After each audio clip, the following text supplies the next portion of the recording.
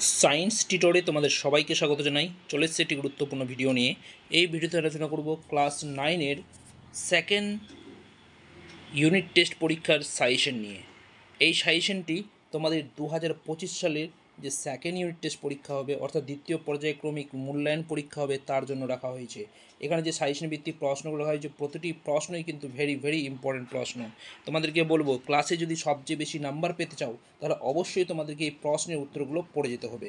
তাহলে পরপর আলোচনা করে দিচ্ছি প্রতিটি প্রশ্ন নিয়ে। তোমরা দেখো, এই প্রশ্নগুলো প্রয়োজনে তোমরা খাতার মধ্যে লিখে নিতে পারো। প্রথমে মান 2-এর প্রশ্ন নিয়ে আলোচনা করব। দেখো কী কী পড়তে হবে মান 2-এর জন্য।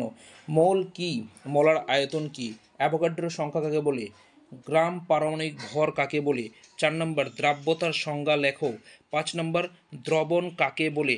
দেখো এই যে প্রশ্নগুলো রাখা হয়েছে, প্রতিটাই প্রশ্ন কিন্তু ইম্পর্টেন্ট। তোমাদেরকে বলবো এই প্রশ্নগুলো খাতার মধ্যে টুকে নাও, এর উত্তরগুলো লিখে রাখো আর বারবার এর অ্যান্সারগুলো পড়ো। আশা করি তোমরা এর মধ্য থেকে 100% কমন পেয়ে যাবে। ওকে, পাশাপাশি তোমাদেরকে একটা রিকোয়েস্ট করবো, চ্যানেলে যদি নতুন এসে থাকো অবশ্যই চ্যানেলটিকে সাবস্ক্রাইব করে নেবে, পাশে বেল আইকনটি বাজিয়ে রাখবে, তাহলে সবার আগে এই ধরনের ভিডিওগুলো পাবে। এরপরে আমি জীবন বিজ্ঞান, তারপরে অঙ্ক, তারপরে ইতিহাস, ভূগোল প্রভৃতি বিষয়ের সাজেশনগুলো নিয়ে আসবো। যদি তোমরা সবার আগে এই সাজেশনগুলো পেতে চাও, তাহলে অবশ্যই চ্যানেলটিকে সাবস্ক্রাইব করে রাখতে হবে আর বেল আইকনটি বাজিয়ে রাখতে হবে, তাহলে সবার আগেই কিন্তু পেয়ে যাবে সাজেশনগুলো।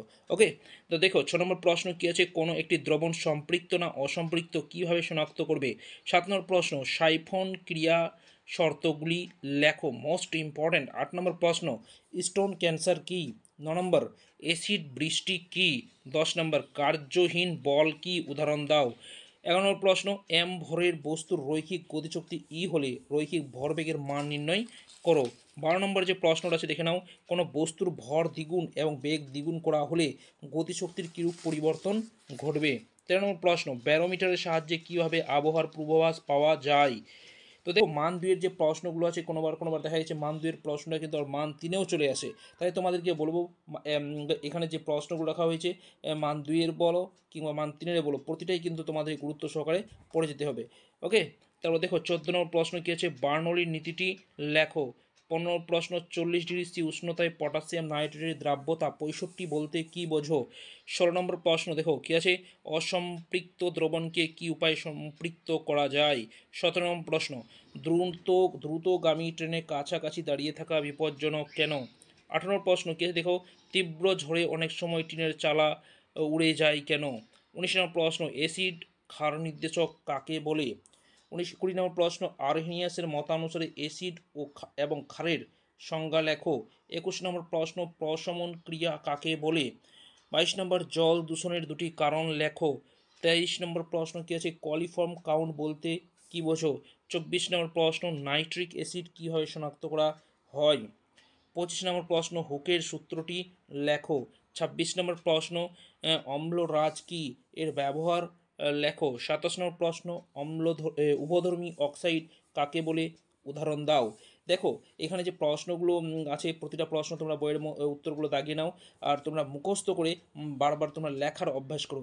দেখবে পরীক্ষায় তোমাদের কিন্তু অ্যান্সার লিখতে কোনো অসুবিধা হবে না, বা অ্যান্সার লেখার সময় তোমরা কিন্তু ভুলবে না। তোমরা ভালো করে পড়ে রাখতে পারলে, ভালো করে লেখার অভ্যাস রাখলে অবশ্যই তোমরা পরীক্ষায় হুবহু লিখে আসতে পারবে এবং পরীক্ষায় তোমাদের একটা ভালো একটা স্কোর হবে। ওকে, এরপরে দেখো পিস্টোটান কাকে বলে।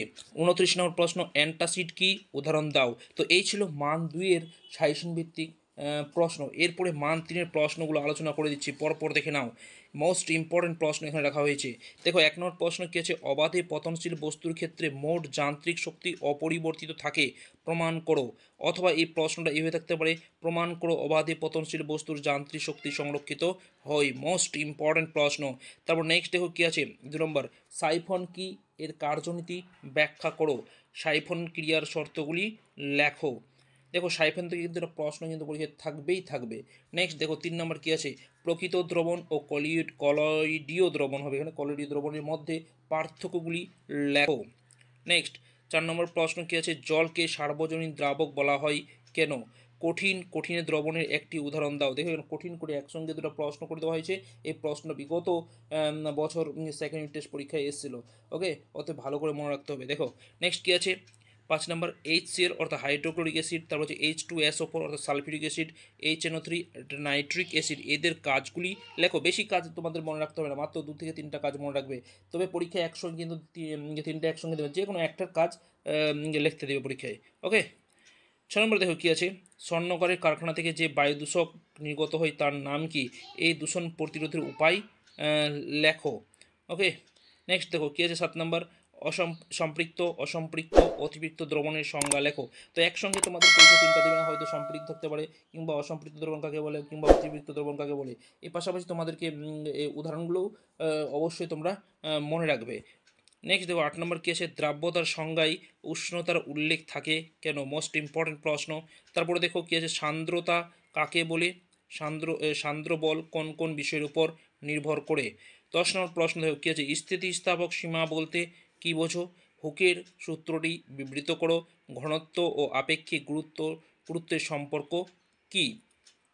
নেক্সট দেখো কী আছে 11 নম্বর, পীড়ন ও বিকৃতির মধ্যে কোনটি মৌলিক এবং কেন? এখানে জিজ্ঞাসা চিহ্ন হবে, জিজ্ঞাসা চিহ্নটা ছুটে গেছে, তোমরা লিখে নেবে। ওকে, 12 নম্বর কী আছে, যে ক্যালাসন বলতে কী বোঝো? সান্দ্রতা কাকে বলে?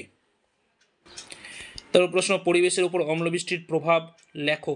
14 নম্বর প্রশ্ন, দন্ত ও কৃষি জমির উপর পিএইচ এর প্রভাব লেখো। পিএইচ এর প্রভাব লেখো। দেখো এখানে এই দুটো প্রশ্ন একসঙ্গে, তো দন্তক্ষয় আর কৃষি জমির উপর প্রভাব দেওয়া হয়, দুটো কিন্তু একসঙ্গে থাকবে না, একটা থাকলে থাকতে পারে পরীক্ষায়।